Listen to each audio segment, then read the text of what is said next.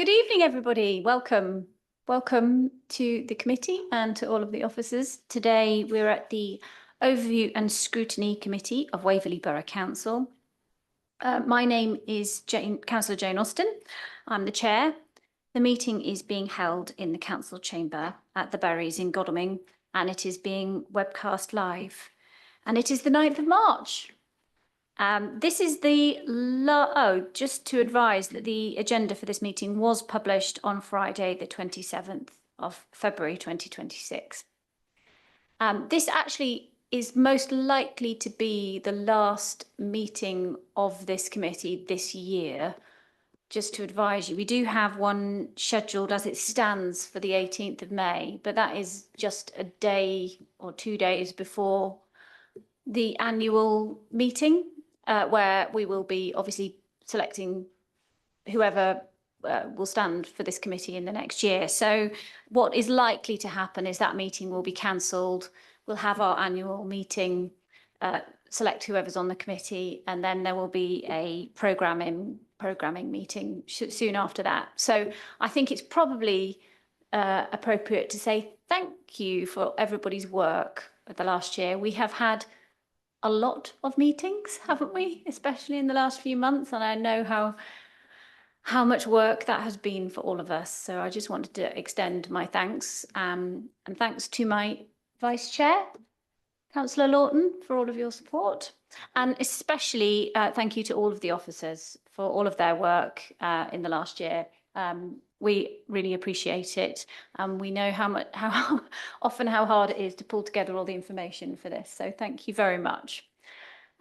So let's progress on then. Now, do we have any apologies for absence? Good evening, Chair. We have apologies from Councillor John Robini and Councillor Jackie Keane. Thank you. And next, item number 2, the minutes. Has everybody read the minutes? Does anyone have any comments? No? We're all happy to agree the minutes. Minutes are agreed. Thank you. Any declarations of interest? No declarations of interest. Have we had any questions from members of the public? No, Chair, there are no questions from the public. Or from members? Or from members. Thank you. Shall we move on to item number 6 then, pages 5 to 10 in your agenda pack, the committee work programme.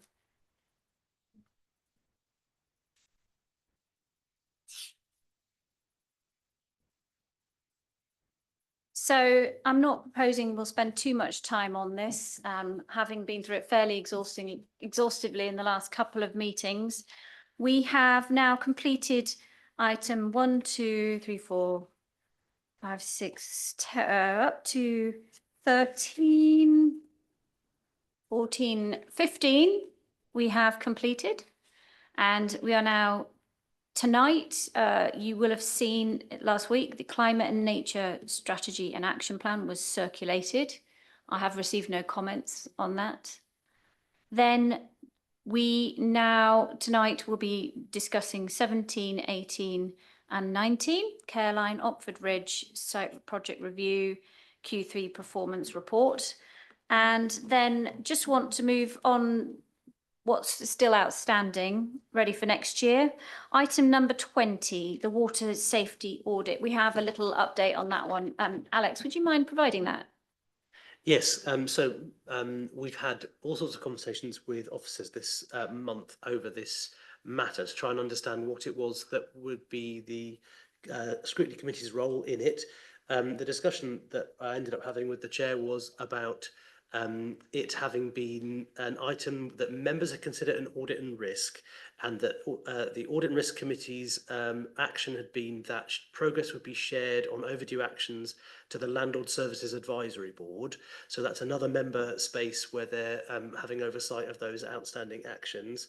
And the first report to the Landlord Services Advisory Board happened in public, I think, just last week, or I think it was the day before, we were due to send out the papers. So the conversation at this point was that there were two different settings where members were having oversight of the issue, and that the actions that the audit committee had identified for the matter to be monitored by members were underway. And so we haven't put something on this agenda on that topic, but having reviewed the papers that come to Landlord Services Advisory Board and the minutes in due course, if there is an issue that remains for the O&S Committee to consider, which would have a different role to either of those member spaces, then we can put it on your agenda for another future committee. Okay. Thank you, Alex. Does anyone have any further comment on the items going forwards?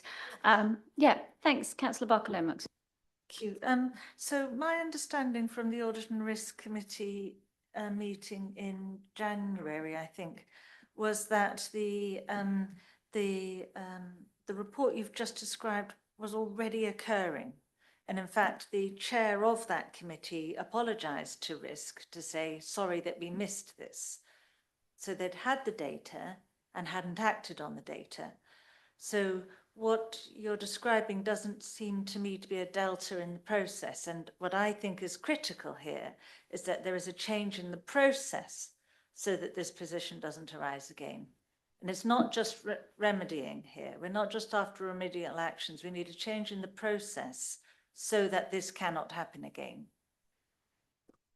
Thank you. That's a useful explanation. So what we're talking about is scoping of an agenda item for the future about reviewing the process of the water safety audits is what you're talking about. Yes. So essentially what we were told at some length at that meeting where they went through the lengthy PowerPoint was that, you know, they showed us the decision steps, and the LLR report was integral to that. And what it seems to me is we need to have a threshold whereby if we have over 100 late water safety actions, or whatever number we choose, probably 50, but at the moment it's over 200.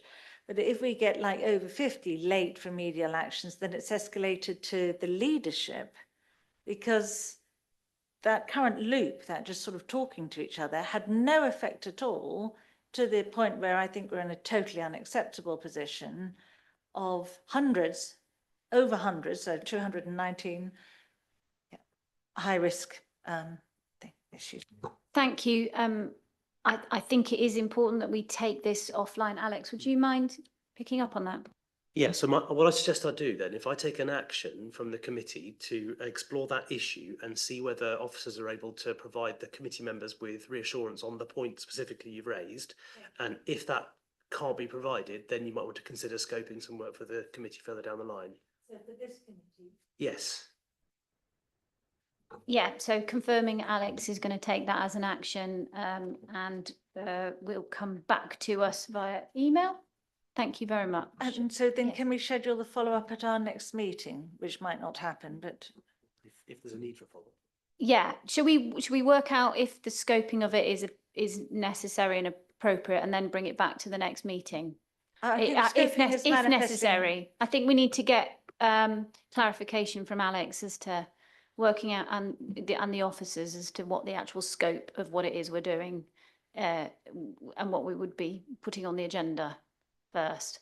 Okay. Yeah. Right. So what that needs to look like is our current process, because I think it is what you've described it's going to be. I think it's already that.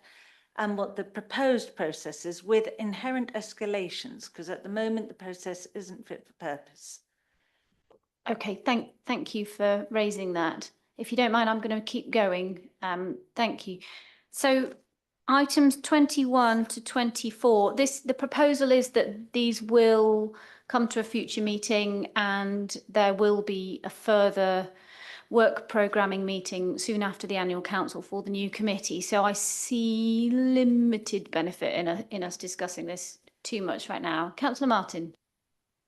Thank you. Yes, I agree with that. The only comment I would make is that I'm disappointed that in this meeting we're not looking at a Q3 financial performance report.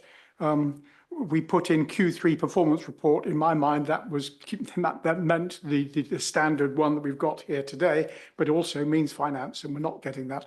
Might I suggest that as soon as that report is ready, it is circulated to all members rather than waiting until May or June, by which time it'll be thoroughly out of date. And I assume that at our next meeting, which probably will not be in early May, it will be late May or even June, we'll be looking at Q4, the full year rather than the Q3. So it's very important, therefore, that Q3 should be sent out. The other thing which used to be a standing item, which seems to have disappeared, is the property review that we always used to get in private session. That too is missing from this meeting, and I would appreciate it if that could be a standing item for the future. Thank you.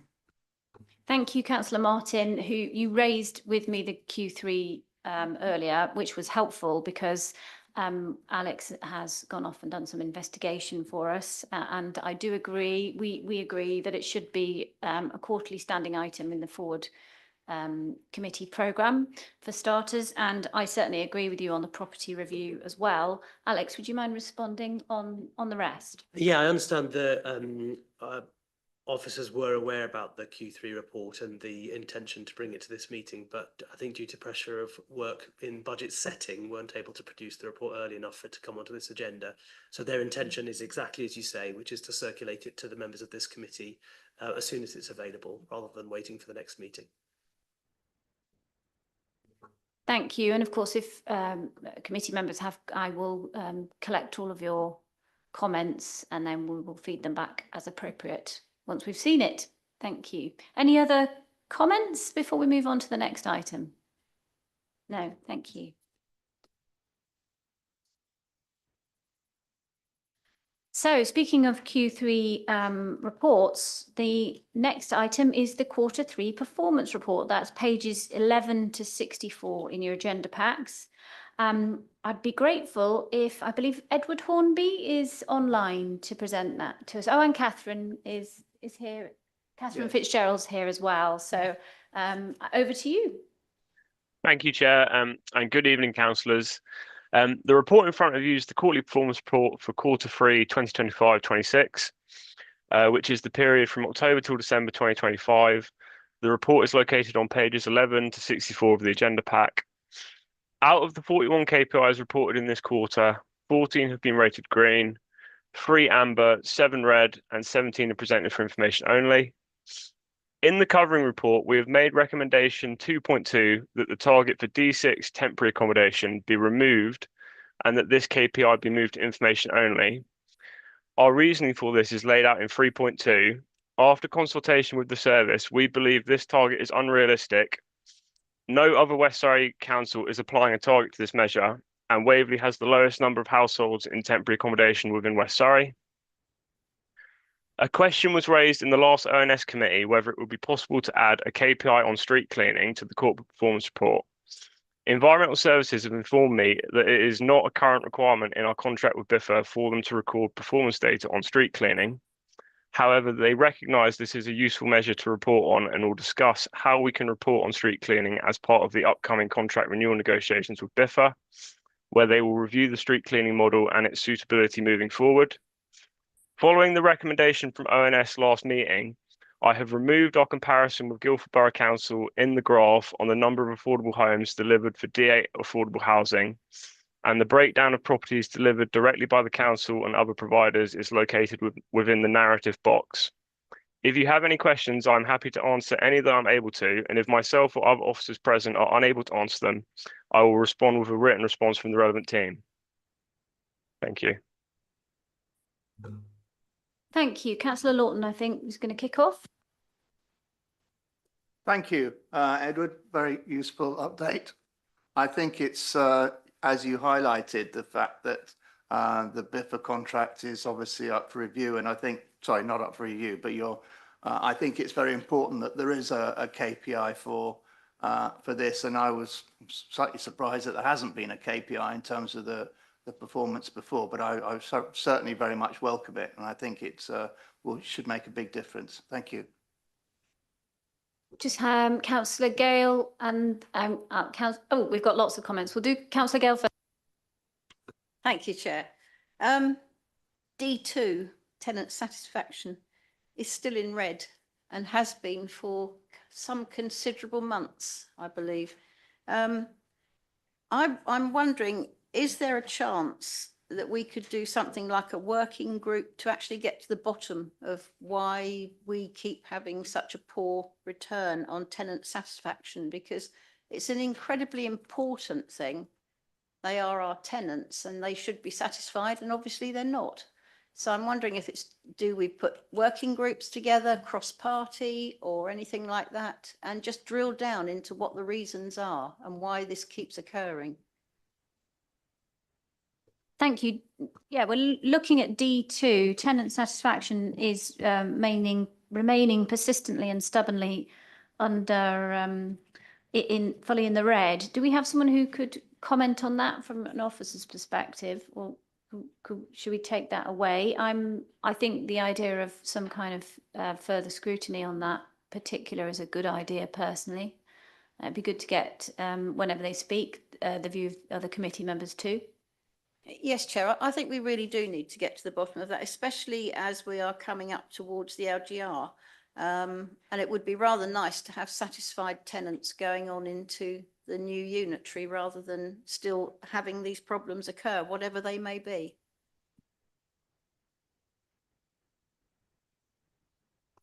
Thanks. I'll take that and wait further comments as people speak. I think Councillor Hess was next. Thank you. Thanks, Chair. Actually, Councillor Gale has stolen my thunder a bit here. The idea was to see a recommendation to the executive to form a cross-party task and finish group to bring all ideas forward to address this issue once and for all, and to bring all resources to bear to make permanent improvements. I mean, at council last week, we were told how much good work was going in on housing, and yet you see this on D2 as red, and also D6 temporary accommodation red. So I think something specific does need to be put in place. Thank you, Chair. Thank you. So, Councillor Lawton. I'm happy to take that back. I'm actually on the Landlord Services Advisory Board. I have to say there has been a lot of work done by that team. I hadn't had an opportunity to see this report, so I'm quite surprised to see this was the figures are still quite low, but I know they've done a lot of work. But I will take it back and see how we can review it further. Yes, I can do that. Yeah, I mean, certainly this is the purpose of this committee, isn't it? To dig deeper on certain subjects that we do find of interest, and maybe we can have those useful discussions with that group. Should we just stop for a moment, unless anyone's got any other comments specifically on that? Or should we agree as a committee to pursue taking that forward? Someone's got, is it Catherine? Someone got their hand up? Hi, yes. Hi, everyone. Nice to see you all this evening. So just a quick one to say in terms of, I think the councillor mentioned around temporary accommodation. So that is actually something, although it's showing as red at the moment, in Waverley only we've got 7 households in temporary accommodation, which is far, far fewer than Woking, which is the highest in West Surrey, which has over 300 in temporary accommodation. So we are recommending that is removed as a target, because I think that is quite unfeasible. And also, having spoken to the service itself, they were also told us that it's quite a hard thing to manage, because there's quite a lot around sort of statutory requirements that we have to oblige to in terms of the Homelessness Reduction Act. So actually bringing that to kind of zero is very challenging, and also not necessarily reflective of the kind of hard work that is going on by that team, because it is so much lower than other West Surrey kind of boroughs as well. So that's just something that'd be great to get some feedback on, whether O&S are kind of in agreement with that, or if there's anything in particular that would kind of you'd hesitate to kind of endorse that recommendation as well. And obviously, in terms of tenant satisfaction, I can definitely bring that up with the housing services team as well. I think one thing to note is that although it is red rated as well, it does say that at least 77% of people are satisfied. So obviously, there's a stubborn minority who are still dissatisfied. Almost a quarter of residents, which is obviously not acceptable. But just to say that it is, again, one thing that we have recommended in this report is to kind of have a review of the KPIs as well, because some of the targets, just when you benchmark to other authorities, just don't necessarily stack up. So that was just one comment I wanted to make. Thank you. Thank you, Catherine. It's quite hard to get an understanding of that when they're percentages and there's not numbers next to them as well. So nearly a quarter of our tenants, that's quite a significant amount of people, isn't it? So I'd like to just, before we move on, I mean, I'm happy to endorse that we agree removal of D6. Does everyone agree in the committee? Agreed. Agreed. And shall we all agree to look into some further scrutiny of D2 along the lines of Councillor Hess and Councillor Gale? Yeah, Alex, do you want to speak?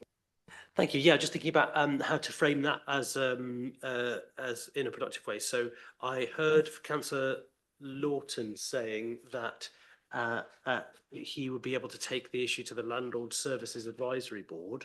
I wondered whether it should be a recommendation to the Landlord Services Advisory Board that they look into it then? Is that the most appropriate place for it to go? Councillor Hess suggested a specific wording, which I think was a recommendation to the executive. I didn't hear it being seconded.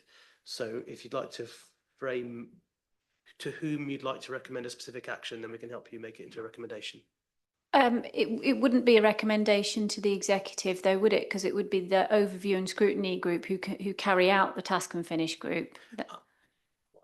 So, I think we make a recommendation to the portfolio holder rather than they might want to use the board to check things, but I think it's the portfolio holder, isn't it, who needs to take action. But I'm perfectly happy to support a proposal that maybe Councillor Lawton leads a task and finish group of this committee, which looks into that with 2 or 3 members.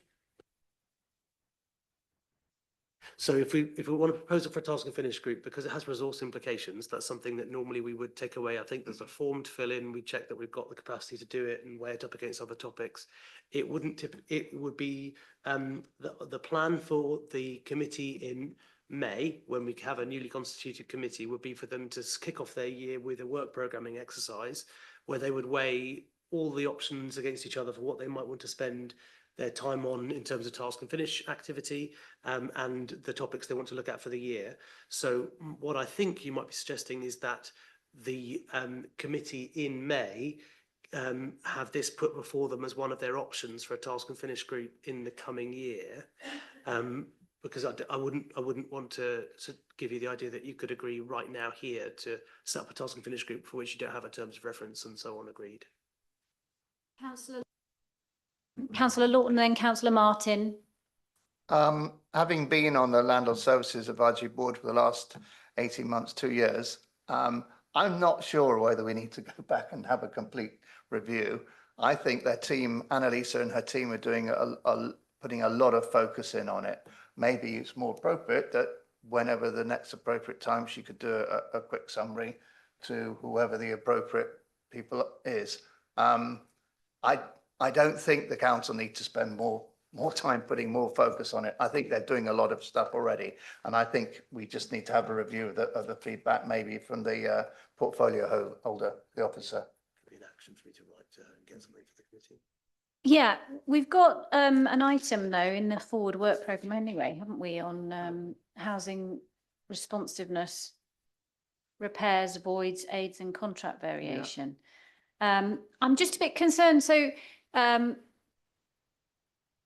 purpose of overview and scrutiny is to dig deeper into issues that they are concerned about. I agree that now is not the appropriate time for us to, well, we can't decide it right now. So I think we do need to put forward a recommendation to our incoming committee, whoever they may be all the same people, it may not be, that further scrutiny of housing responsiveness repairs is prioritised on the work programme of this committee. Would everyone agree with that? Any amendments, Councillor Martin? I just feel we're kicking the ball into the grass a bit here, you know, because it's another 2 months before anybody begins to look at anything, you know, then another 2 months go by and then it'll be the end of the council and then it'll all just die away. You know? I would have thought we could have an impromptu, if you like, or a group of 2 or 3 people led by Andrew that could look into that and come back. It may not be particularly well resourced, but and there's a lot of work going on. You may find that a couple of meetings, there's an awful lot going on. And you can report positively to the next meeting. I think I would prefer to see something coming back, led by Andrew maybe, with Maxine and George perhaps, or others, rather than making it a super duper task and finish group, which will never get anywhere because by the time it reports, it'll be July, August time. You know, it'll be a waste of time.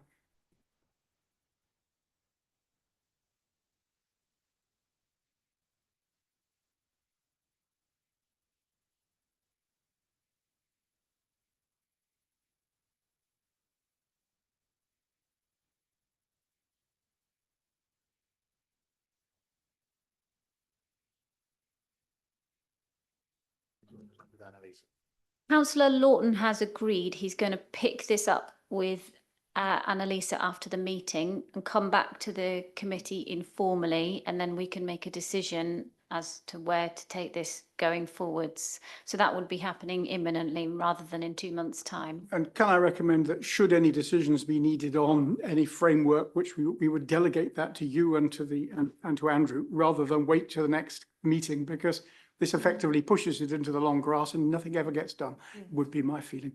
I'm happy to second that actions are delegated to me as chairman and to Andrew as vice chairman. Thank you. Are you okay to?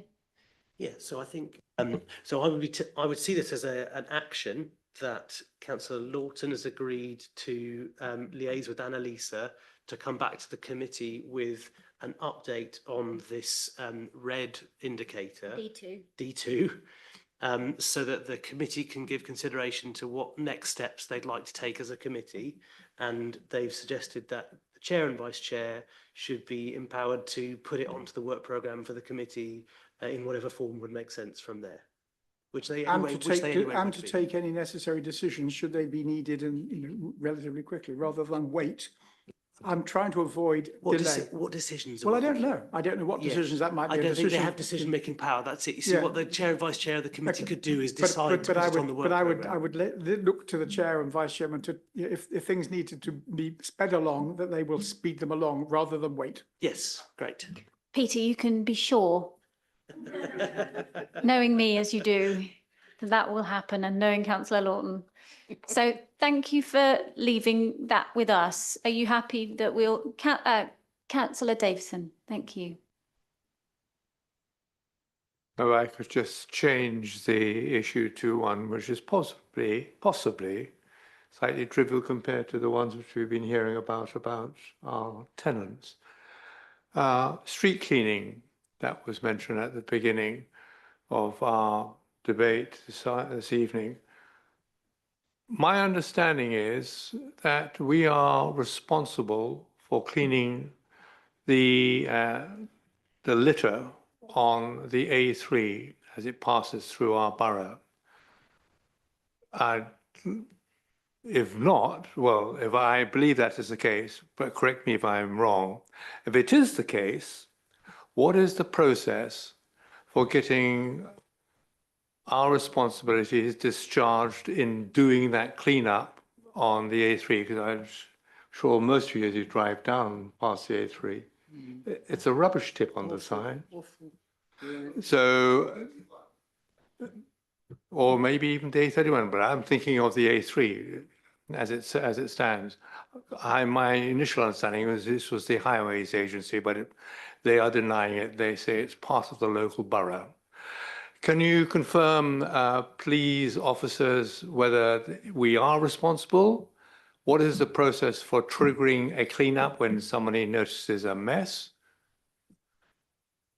Thank you. Councillor Gale, and then we'll go to officers, please. I think it's the Highways Agency because the A3 is a If highway. you go online, they will tell you it isn't. Okay. Sorry, I've got two hands online, so I'm going to do them next, if that's okay. Councillor Hyman, do you want to just top up with some questions, and then we'll go on to Luke and any officers to respond? Thanks. That's very kind of you, Chairman, and good evening. Just a very couple of quick things. Page 44 on regarding the void relets. We always used to. I'm pretty sure we've always had a measure of the average amount of time it takes to relet, the average relet time, and we were always trying to get it down from over 28 down towards 20 days, working days.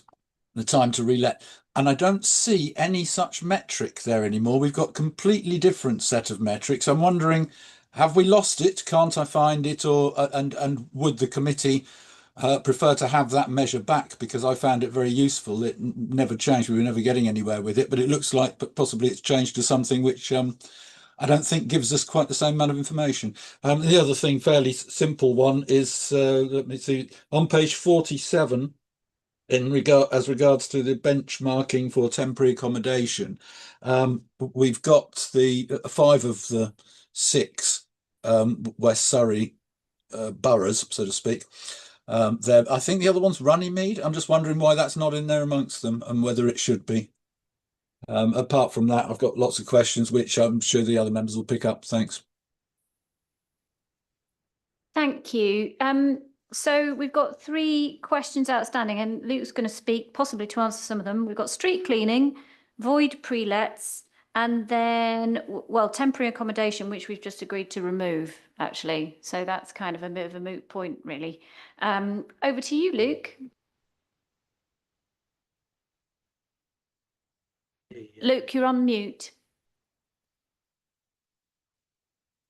Apologies, that's my bad. Can you hear me now? Yes, we can hear you. Thank you. Excellent. Apologies for that. Thank you, Chair, and thank you, members, for your question. Yeah, I'll come in on a couple of the questions that have been raised. So when it comes to the cleansing of the A3, the A3 is part of the strategic highways network as a trunk road. So generally speaking, cleansing of it will be covered by the Highways Agency or the National Highways.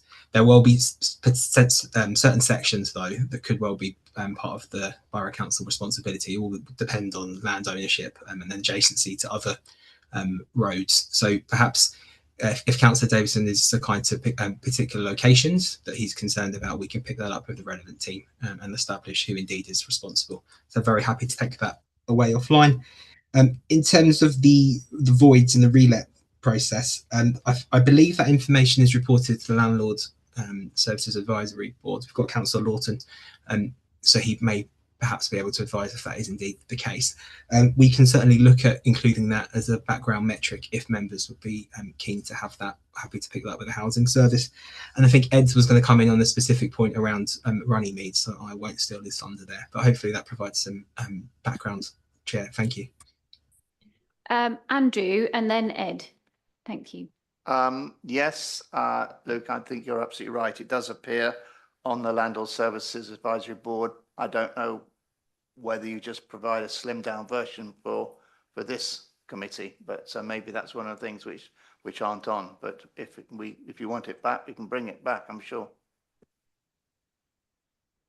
Edward, thank you.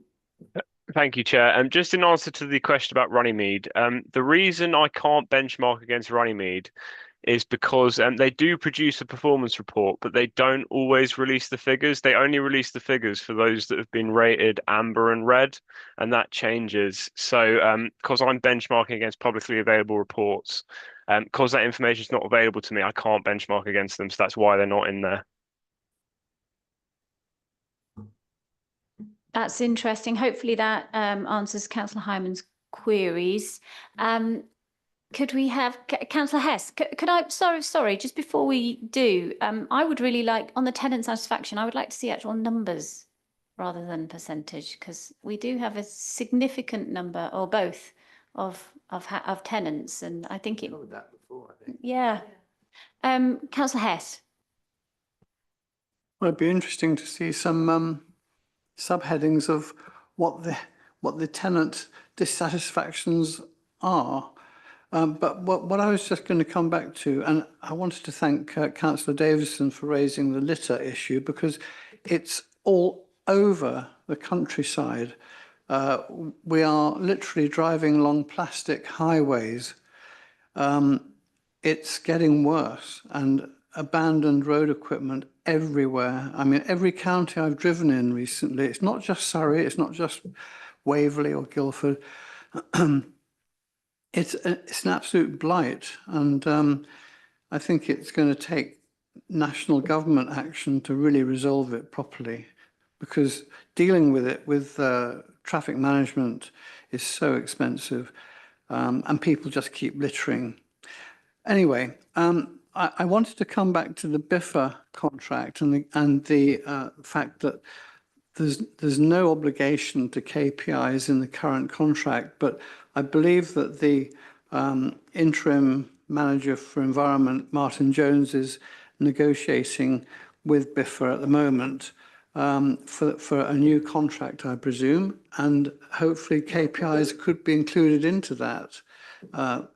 So that would be my request, that going forward, we do get KPIs for town centre pavement and street cleaning. Thank you, Chair. Okay, thank you, Councillor Hess. Do we want to make note of that, officers, just in terms of thanks? I can see them nodding. So that's good. Yeah, Councillor Martin, I'm just conscious I want us to keep going briskly on this because we've got a couple of other items tonight, but and there's a few reds that we haven't talked about still. Councillor Martin, you've got some comments? Thank you. Yes, just page 36, P9, town centre parking. I just find it extraordinary that Godalming in the last quarter has gone up 17% versus last year in terms of number of tickets sold and 9% up in value. I just wonder whether those numbers are right. I find that quite extraordinary. And it doesn't tally with the other towns. I just wondered whether there was an explanation for that. And the other concern that I had was, as you mentioned, on page 59 and page 63, which is the level, and page 61, which is the level of complaints or the response to them that are all going in the wrong direction. So that's a concern. Thank you. Thank you. On the parking question, do we have anyone who has pulled those numbers together who might be able to help? No, not that I can see. Can we, Luke? I'm wondering. Somebody can ask people and get back to us. We've got Ezra and Catherine. Thank you. And Luke. Who wants to go first? Ezra, you can go first. Well, thank you, Councillor Austin. I was going to answer the question on complaints, if you're happy to take that one first. Go for it. So thank you for raising that, Councillor Martin. So you're absolutely right. We've seen a different performance on complaints. That's not where we want to be. The reasons for that are twofold. So we've seen both an increase in the number of complaints, but also we've had some staffing shortages. Recruitment is underway to deal with that. So we're confident that that is in hand and be addressed. Excuse me, sorry. And hopefully by next quarter, complaints will be back to where they need to be. Oh gosh, I hope we've not lost him. That's another person we're going to lose then. Ezra, we're concerned for your welfare. Give us a sign. Oh, you're alive. There we are. Good. Okay. Catherine. Hi there. I was just going to respond to the question around the tenant satisfaction rate and request to have numbers. So I did actually ask ahead of this meeting for the housing team to prepare some additional information. And the 78% sort of satisfaction rate actually comes from 906 repairs. So this is a measure explicitly asking tenants, once a repair has been completed, if they're satisfied with the repair and like the kind of responsiveness of that repair as well. So I can always provide some more detail if you want that as well. And going forward from Q1, can also look to include the number of repairs that it links to. So obviously, I need to know a bit more. I'll get back to them to ask a bit more information, because that might not necessarily be one household, for example, because there might be one household that has multiple repairs, for example. So it might not equate to 900 tenants saying and reporting on their satisfaction with repairs. But yeah, I can definitely get a bit more information if the committee would find that helpful going forward. The general consensus is that we would. Yes, please, Catherine. And if you're able to fill out any more detail on this set of data, just if you could circulate that by email, could I give you that as an action point if possible? She's thumbs up. So thank you very much. Yeah, that's fine. And Luke, and then we're just going to keep going actually on this after that. Thanks. Thank you, Chair. And I was going to come in on the question around parking. So Ed takes the data directly from the parking team who extract it from the parking system. So it's live data from the system that tracks the number of tickets sold. But what perhaps we can do is take an action for and explain as to why there was a spike in ticket sales, what the hypothesis is for that. So very happy to take that away as an action, and we can circulate that by email to the committee. Thank you. Thank you for that. So that's noted. You're taking that as an action. Thank you. Do we have any other comments that we want to make on the KPIs or the reports of the monitoring? No, are you okay on? Yeah, brilliant. Right, let's move on to the next item. Thank you very much.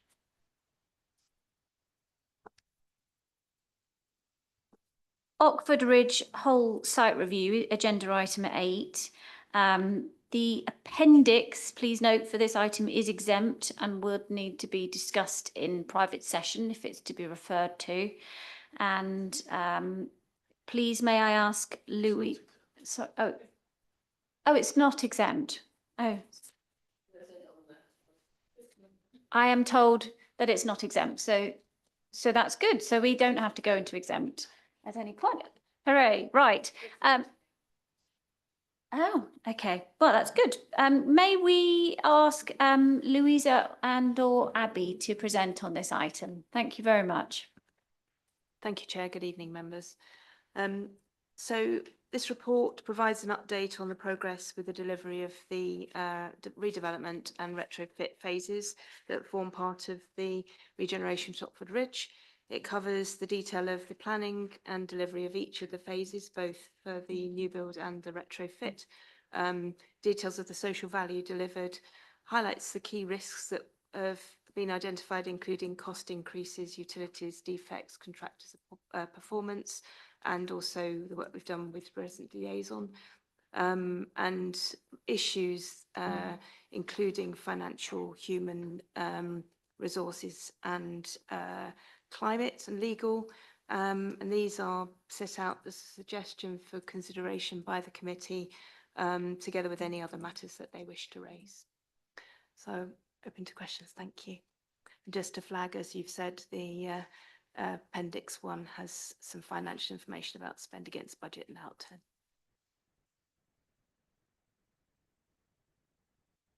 outturn. So is that for over the weekend that's been provided then? Sorry, there is the financial information in Appendix 1, which is not exempt.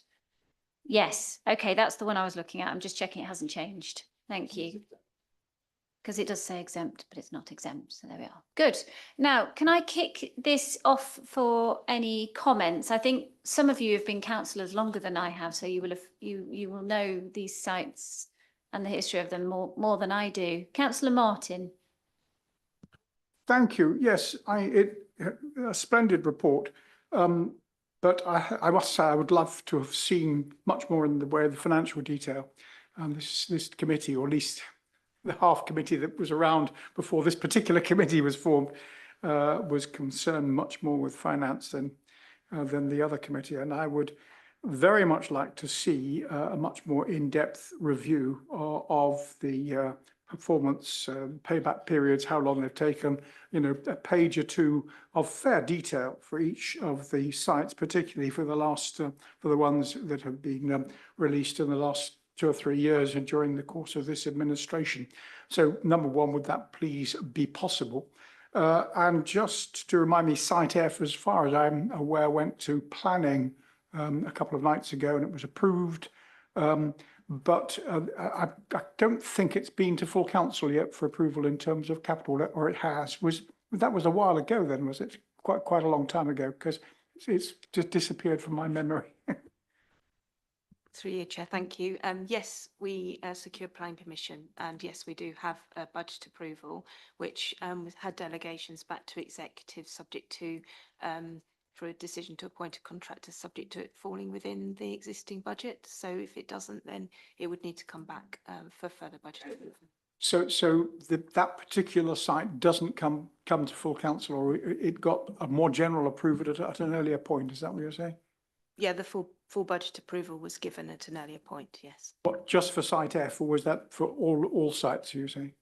No, we've had approvals for each of the sites, including Site F, but Site F came separately with a business case for delivering of the scheme. When did that come? When did that come to full council? I glanced through all of last year's minutes and I couldn't find it. So that must have been in 2024. We'll have a look. Thank you. Okay, thank you. But I just wonder whether it would be possible to give us more financial detail on than that which we've seen, please. Thank you. Yeah, thanks. I have to say I found it an interesting read, but I suppose the meat that I was looking for was a financial analysis of each project.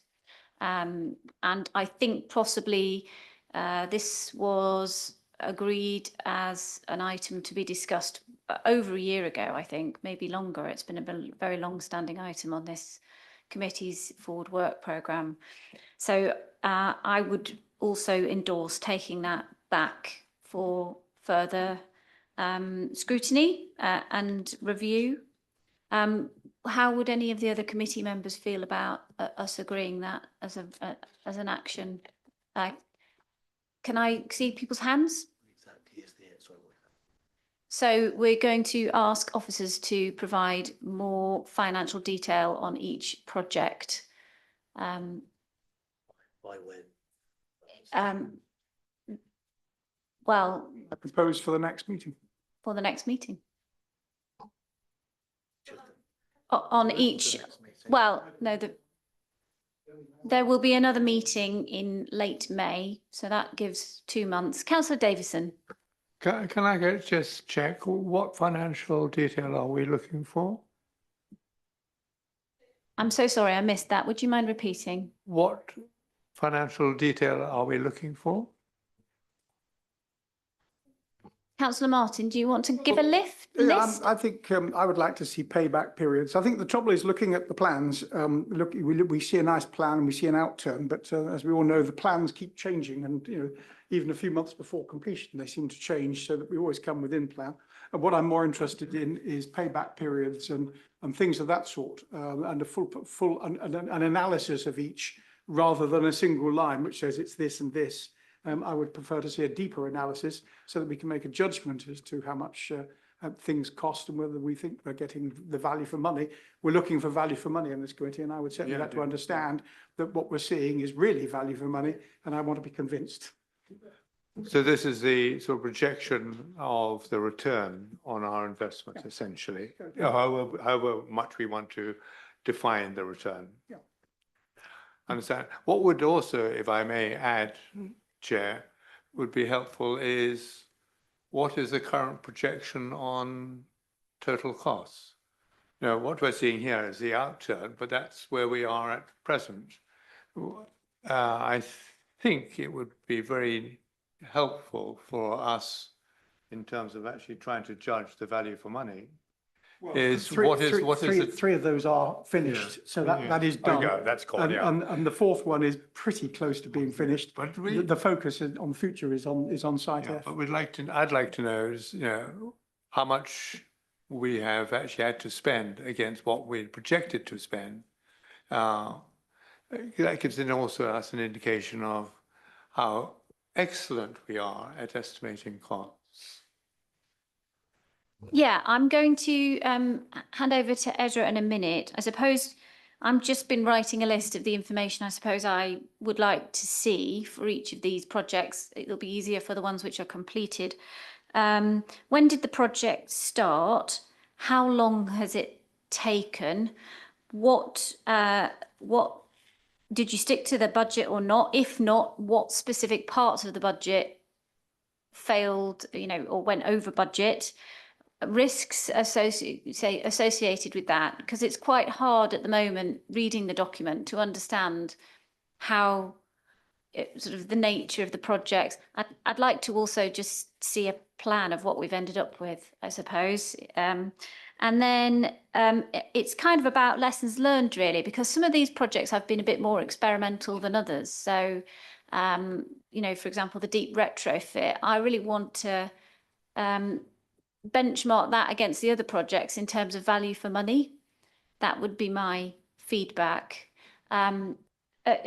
So actually, I'm going to let Councillor Hyman and Gale speak, and then hopefully Ezra, you can answer on all of these points, and hopefully you're okay again now. So Councillor Hyman, over to you, and then Councillor. Thank you. I'm not sure. I think I've got all the information I need at the moment on actually financial information on the exempt appendix. It says in the top corner, but it's in open. I haven't got any exempt papers actually for the next item, which is care line report. They're not on now on ModGov, so there are no exempt papers available for that for members as far as I can see, unless you've got the physical ones. I don't know. But looking at page, this is 27 of 28, I've got it down at, but I can't see a page number on it, the exempt page. If I tot up the scheme budget there, and this is open so I can say it, this is a 3.6, 8.1, 4.3, 8.3, 7.3, and the 150,000 start off for site E, then I'm coming to about 31.8 million, I think that comes to. And then if I work out that, hey, look, we might say there's going to be another 4 million to spend on site E. Not sure whether that's accurate or not, but it's less than site B, and so it might be a reasonable amount to guess at. Then we're going to be looking at 36 million, something like that, 35, 36 million, and that's 700 to 720,000 pounds. Plus the land cost, of course, which costs us nothing because we've got it, but it's the land. So just build costs of 700 to 720,000 pound per home gained, and of course some of those are flats, which are going to be worth nothing like that amount. But there's 50 gained altogether, I think, across the whole lot. So I've done the simple calculation of 36 divided by 50, 72, 720,000 pounds. Which is something that members might wish to discuss. I won't go any further into that.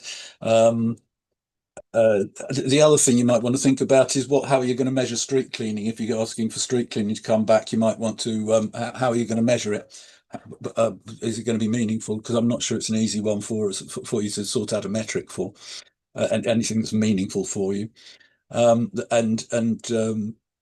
In regard of surveying, the tenant dissatisfaction, if I can just mention that, I think we had some papers recently for LSAB that said only 20% of repairs are getting customer surveys.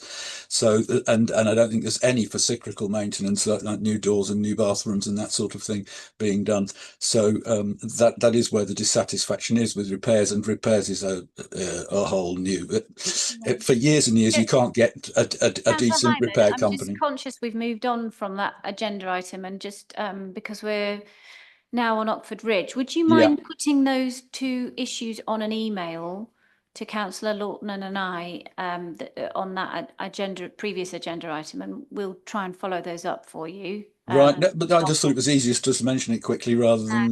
No, I appreciate because that. those are, But but repairs is a very so difficult to do that it's not surprising to some extent that we do get complaints. It's just we're getting an awful lot still.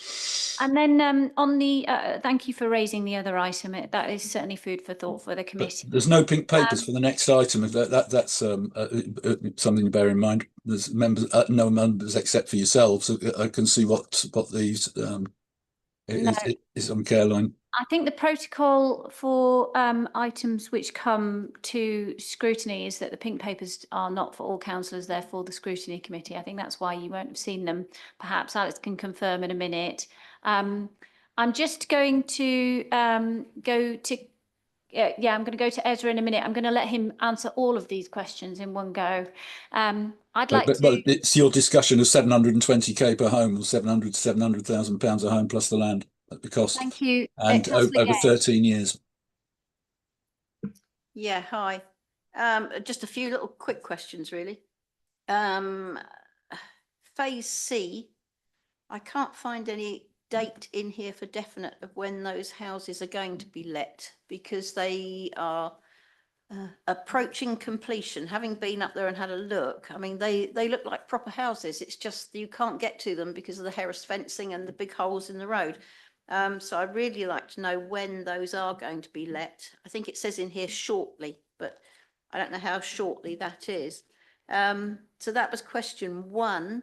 Question two, what happened to the show homes? I would just be interested to know, did we actually let those in the end, or were they sold, or part buy, part rent? I don't know. Or are they still sitting there as show homes?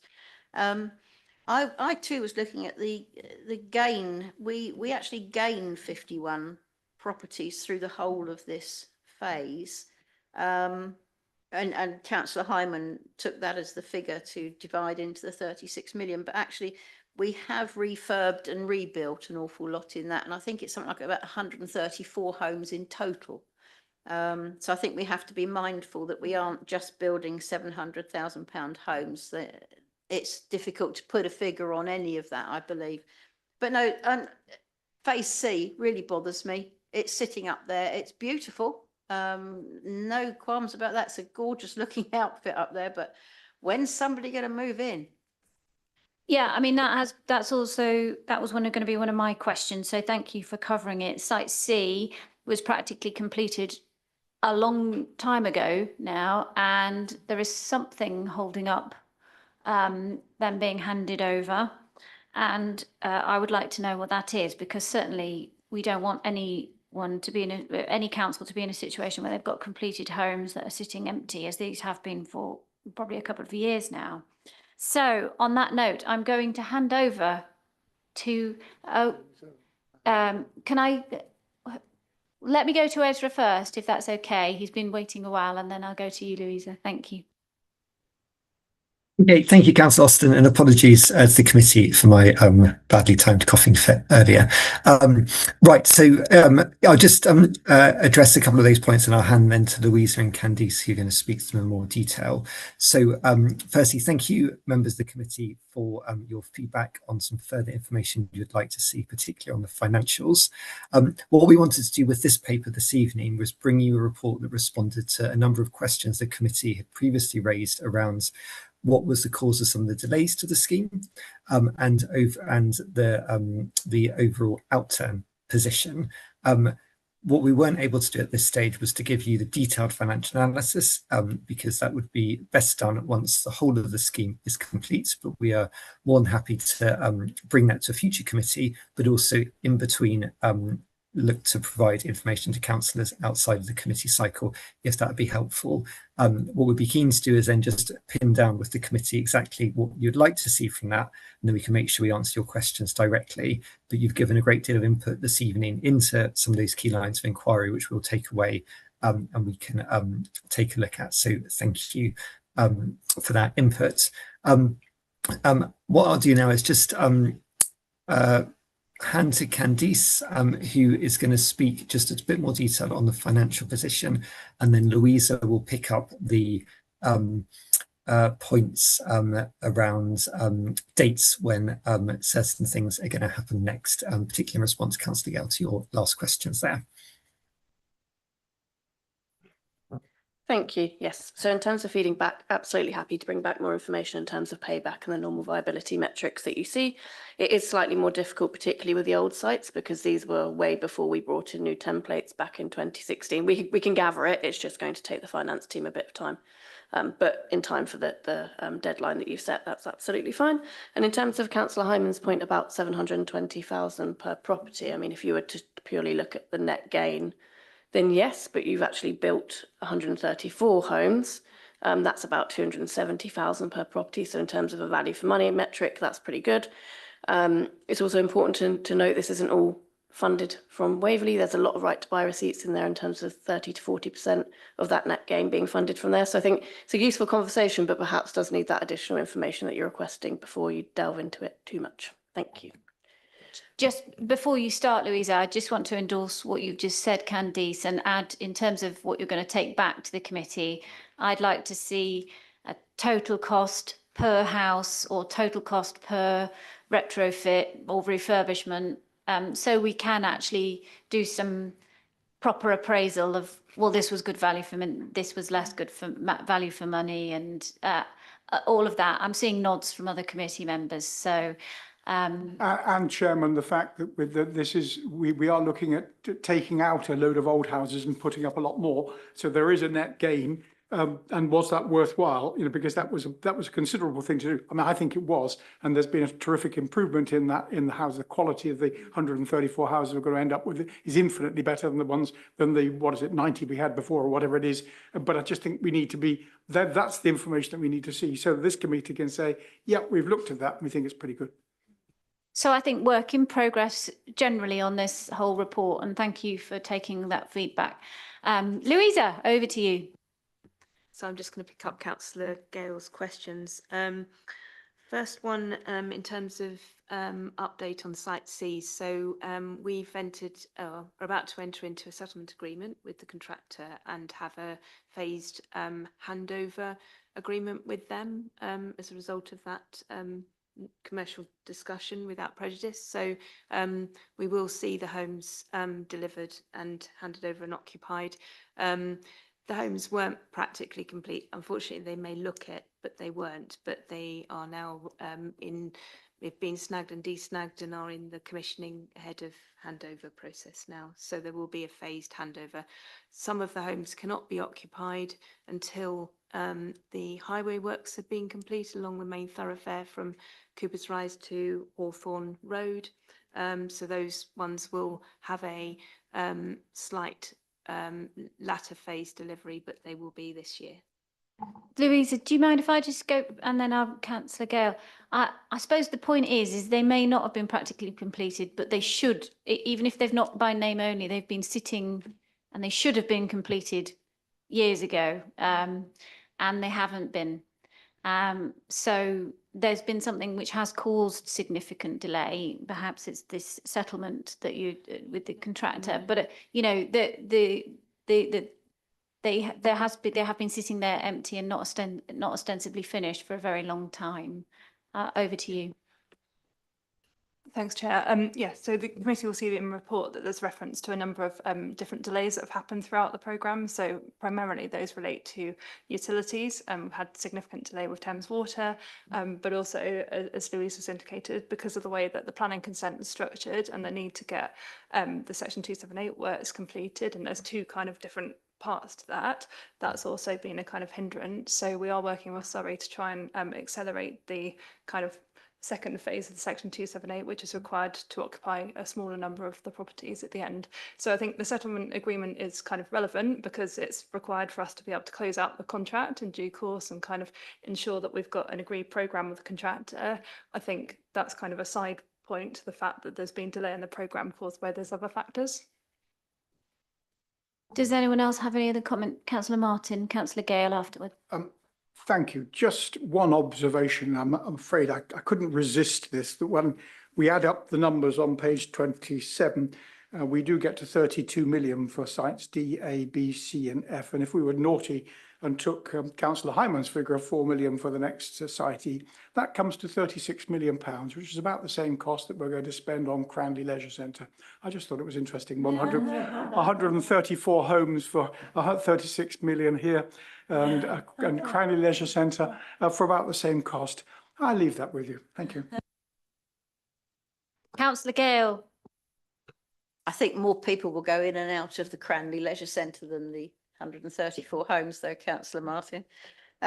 Yeah, you're saying about numbers of how many of these houses are going to be released and when. Understand that you've got the 278 problem, which has still got to be rectified. Is that right? It's in discussion now. It's being pulled together for signing and sealing now. Okay, so we've got that still going on. How many houses does that actually affect? Because if you're going to let it in phases, we've got 30 homes in total. So how many will be released in the first phase and when will that be? And when do you envisage the final phase? So the highways works will impact 10 properties. So that's the second phase. That's the second phase. And then the residual, which is the 20, will be released before then. And when will that be? I think so. We're going through the process of, as Louise said, getting the settlement agreement signed. I think we're in the process of handover with the contractor, and technically they have to give 8-week notice, and 4-week notice, but we are working with them to reduce that time period, given the properties are essentially ready to occupy, as you've indicated. So that's 8 weeks and 4 weeks. So it could be 12 weeks before the first. So contractually, there are obligations which require them to give us a certain amount of notice. That's 8 weeks, and then they give us within that 4 weeks. So do you want to explain? So there's a phased process where they'll give us an 8-week notice period that say, you know, they're coming, and then they'll give us another 4 weeks notice, so that it just enables us to prepare for allocation of the properties. So it's only the longest period is 8 weeks. Yeah. I think I've got it. So it's 12 weeks. No, it's 8 weeks. It's 8 weeks. Halfway through the 8 weeks, they give you the last 4 weeks. Sorry, there are various different. So it's one. You've got 8 weeks, and once you hit 4 weeks into that, you've got to give another notice of 4 weeks. So you're saying you're hoping if things are signed, sealed, agreed, whatever settlement is agreed with that's been outstanding with the contractor, and the section 278 works are all done. At best case, 8 weeks for some of them. Correct, for some of them. Thank you. It's a worst case 8 weeks. Thank you. I'm going to hand over to Ezra, and then I think, unless everyone's got Councillor Hess, Ezra, and then Councillor Hess, and then I think we'll try and move on. Thank you. Well, I was just going to add to what Abby and Louisa said there to say, so hopefully you've seen in the report some of the detail behind the complexities behind this scheme and some of the reasons for the delay, which have been outside the council's control. But also, I think as you can see from that, all the work that's also been happening to unlock that. And I just want to say, I think there's been no one that's been more frustrated on behalf of the residents than Louisa and Abby, who've wanted these homes to be fully finished and completed and have residents in. And that's absolutely the team's primary focus. And they've been working flat out to do that. So we're really grateful for the committee's support to look at this in detail. But I just want to take this opportunity to thank Louisa in particular and her team for the tremendous work that she's been doing to work through these issues. And just to reassure the committee that the team's focus is absolutely on getting these homes occupied as soon as possible, because the reason we're building them is to provide fantastic new homes for people who live in Waverley, and that's what we want to get done. Okay, thank you. Louisa, did you want to speak? And then Councillor Hesse, I'm going to have to make it a really quick one if that's okay.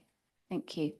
That's right. I was just going to come back on Councillor Gale's other question about the show homes and just so just to say that yes, they were delivered, and yes, they were occupied after a period of about 4 weeks, where we gave the residents of the community an opportunity to have a look round to what we were going to deliver up at Oxford Ridge.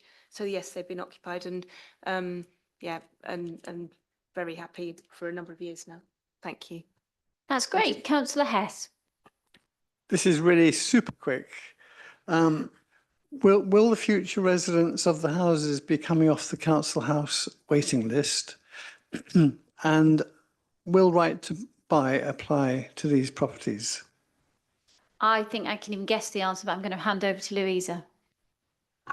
Yes, so as part of the regeneration, we have moved the residents that needed to be rehomed on the regeneration sites. So the allocation of the properties will come from people on the housing register. And also we do have an allocation from the local authority housing fund funding for some of the properties to be occupied as part of the resettlement of Ukrainian and Afghan refugees. So there'll be a mix of 4 properties that will come from that, and the rest of them from the housing register and shared ownership as well. And the other part of the question was right to buy. So yes, they will be eligible for right to buy. Yeah, unless the law changes. Yeah. Thank you. Oh, that's really interesting to hear. Well, I just want to say on behalf of the committee, thanks very much for the report, and thank you very much for accepting the work in progress as well of and our request for further information. That is appreciated, and hopefully we've given you some good feedback and in terms of the scope of the information that we're really looking for as well now. And I think we all hope that we get these occupied as really as soon as possible. I think we all collectively do, don't we? So thank you. Now, let us move on to agenda item 9, Waverley Borough Council. Thank you, officers, by the way. Please do feel free to depart. So yeah, this item is exempt and so will need to be discussed in private session. Please see, so I'm just going to read out the exclusion of public and can't speak. Please see exclusion of the press and public. So I would like to move the following motion, and may I have a seconder? Thank you, Councillor Gale. That pursuant to Procedure Rule 20 and in accordance with Section 100A(4) of the Local Government Act 1972, the committee agrees: 1, that the public shall be excluded from the meeting during consideration of the following matter on the grounds that it is likely, in view of the nature of the business to be transacted or the nature of the proceedings, that if members of the public were present during the item, there would be disclosure to them of exempt information as defined by Section 100L or I of the Act, of the description specified in paragraph 3 of the revised Part 1 of Schedule 12A to the Local Government Act 1972A and 72, and 2, that the public interest in maintaining the exemption outweighs the public interest in disclosing the information. Now, do we have any members of the press or public who need to be excused? No, they've all departed. So and are we agreed? Are we all agreed? Agreed. Agreed. Thank you. Please may you pause or end the live stream.